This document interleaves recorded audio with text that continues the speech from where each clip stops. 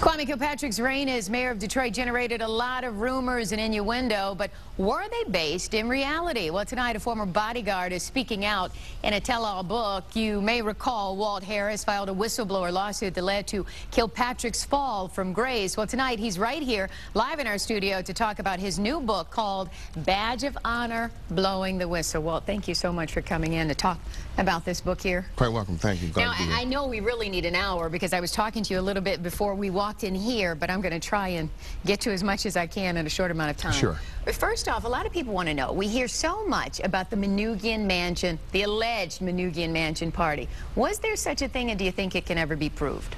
I don't have any, let me say, when you look in the book, I go into detail about the alleged party, and it will allow you to draw your own conclusion. You have to draw your own conclusions. Yes. So you ride the fence a little bit on that. We'll have to go in the book. Now let me ask you another question. Now you first spoke out because you didn't like what the then mayor, Kwame Kilpatrick, was doing. For example, having women in bars, and you talked about him going to LA with women and going to different clubs in DC. What bothered you so much that you felt you had to file a whistleblower lawsuit?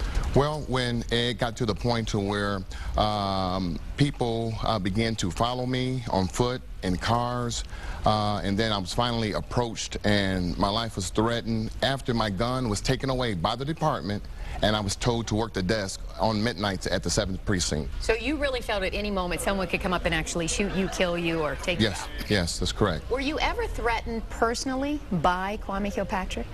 No, never. Never personally, but maybe people associated with the former mayor? Well, I believe that the people who approached me and the one young man who approached me and made the threat was from the administration, yes.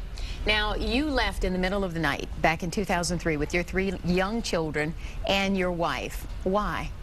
Well, it came to the point to where I felt that I was either going to kill someone trying to defend myself or my family, or someone was going to kill me. And I felt that I needed to leave.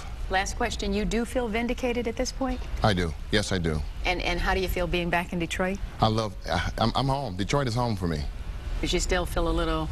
a little uneasy, but Detroit is home. You'll always look over your shoulder. That's correct. Well, we're going to definitely have to get your book, Badge of Honor, Blowing the Whistle, and learn more about the Kwame Kilpatrick saga, because we know there's a lot more in this book. There's plenty in that book, and I suggest that anyone who's going to blow the whistle, ever thought about blowing the whistle, please buy that book. And where can we get it quickly? You can get it from Amazon, you can get it from Barnes & Noble, DetroitUncovered.com, and Book A Million. All right, thank you so much, Walt Harris, for coming in and sharing a little bit of your story. Stephen, I'm going to send it over. Sure, thank you.